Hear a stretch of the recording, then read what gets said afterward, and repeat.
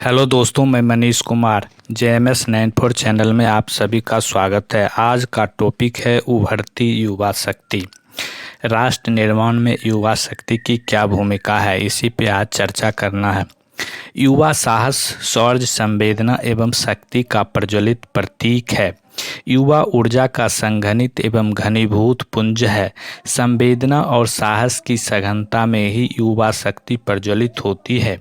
जहाँ भाव झलकते हों, साहस मचलता हो, वहीं यौवन के अंगारे शक्ति की धधकती ज्वाला में बदलने के लिए तत्पर है। विपरीतताएं इसे प्रेरित करती है, विषमताओं से इसे उत्साह मिलता है, समस्याओं के संवेदन इसमें नई ऊर्जा का संचार करते हैं। काम की कुटिल व्यूहरचना की छुअन से युवाओं की यह ऊर्जा और अधिक उफनती है और तब तक नहीं थमती जब तक कि यह उन्हें पूरी तरह से छिन्न भिन्न ना कर दे।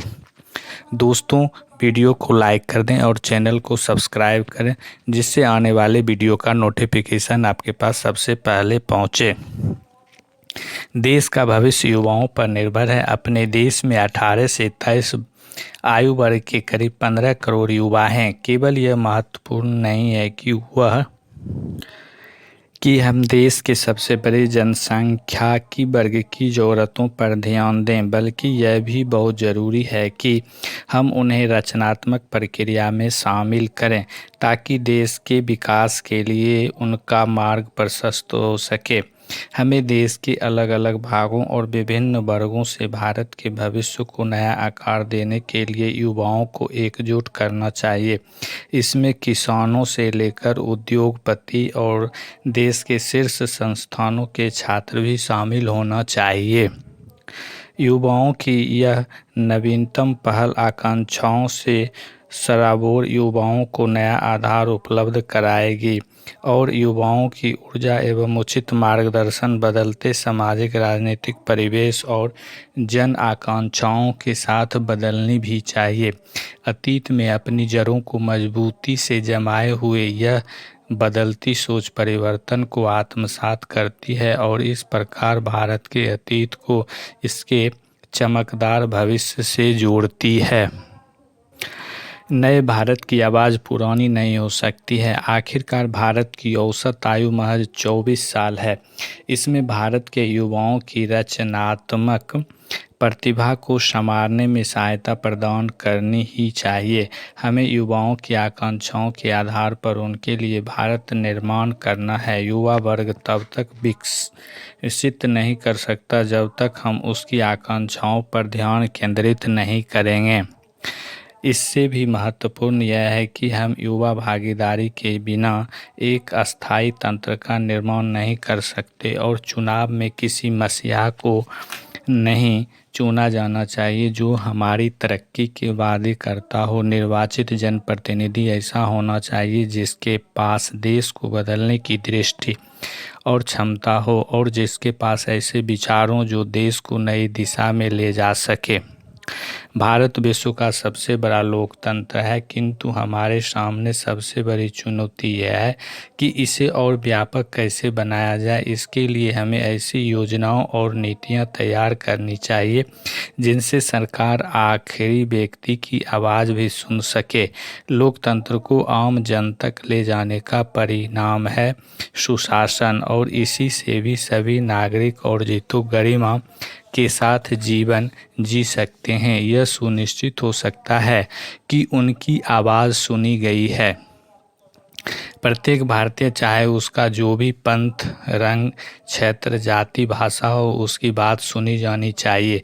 किसी खास पंथ, धर्म, क्षेत्र, भाषा या जाति की आवाज़ के बदले समग्र भारत के विभिन्न वर्गों को लोगों को साथ लेकर चलने का साहस चाहिए। प्रत्येक युवा इस महती जिम्मेदारी को निभाने के काबिल है, जो हमें महात्मा गांधी, जवाहरलाल नेहरू और सरदार पटेल जैसी नेताओं से विरासत में मिली है। यह लगातार चलने वाली प्रक्रिया है। यह सरकार और नागरिकों के अनुभवों का प्रतिनिधित्व करती है। इस प्रक्रिया से युवाओं को जोड़ना दरअसल उन्हें यह अवसर प्रदान करना है कि वे भारत के समक्ष मौजूदा चुनौतियों को समझ परख सकें और युवा हमारे देश की सबसे बड़ी ताकत है और हम यह सबकी जिम्मेदारी है कि इस ताकत का हर संभव तरीके से ध्यान रखना चाहिए। आज़ादी के बाद अनेक विश्लेषकों ने घोषणा की थी कि भारत का जल्द ही पतन हो जाएगा, लेकिन 6.5 दशक से अधिक का समय बीतने के बाद भी न केवल हम लोकतंत्र को बचा पाए हैं, बल्कि हमने इसे कहीं अधिक मजबूत भी किया है। सन 1948 में जनरल क्लाउड ओलिंचिक ने घोषणा की थी कि एक देश के रूप में भारत के विखंडन की शुरुआत हो चुकी है। सन 1961 में एल्डाउस हक्सले ने लिखा था कि नेहरू के जाते ही सरकार सैन्य तानाशाही में बदल जाएगी। सन 1967 में लंदन के द टाइम्स अखबार ने लिखा था कि लोकतांत्रिक ढांचे में भारत के विकास का महान अनुभव विफल हो चुका है। जल्द ही भारत चौथे तथा निश्चित रूप से आखिरी आम चुनाव के लिए मतदान करेगा।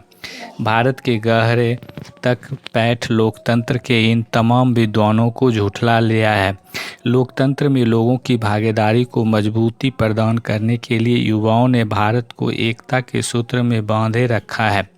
हमारे संस्थापक ने भारत के राजनीतिक तंत्र का आधार बालिगों के मताधिकार को बनाया है। ये एक ऐसी व्यवस्था है जो अन्य पुराने लोकतंत्र भी लंबे संघर्ष के बाद ही हासिल कर पाए हैं। हमारे देश में महान नेताओं ने गरीब और कमज़ोर समाज में लोकतंत्र की मजबूत आधारशिला रखी, जबकि राजनीतिक विश्लेषक इसके उलट और भविष्यवाणी कर रहे थे। यह अधिकांश विदेशी विश्लेषकों के लिए भी हैरत की बात है कि हमारा लोकतंत्र बहुसंख्यक तंत्र में नहीं बदलता है। इसके बजाय भारत जैसी विविधता से भरे देश में इसने एकता और समता को पोषित किया है। आज़ादी के साथ ही युवाओं ने गणतंत्र के सिद्धांतों में विश्वास रखते हुए लोकतंत्र को अधिक व्यापक और गहरा किया है। महात्मा गांधी ने लिखा था कि एक सच्चा लोकतंत्र केंद्र में बैठे 20 लोगों द्वारा नीचे से चलाया जाना चाहिए। इस लक्ष्य ने हमेशा भारत के युवाओं का मार्गदर्शन किया और यही भविष्य में करने वाला है, क्योंकि भारत की युवा शक्ति उभर रही है। धन्यवाद दोस्तों। जय हिंद, जय भारत।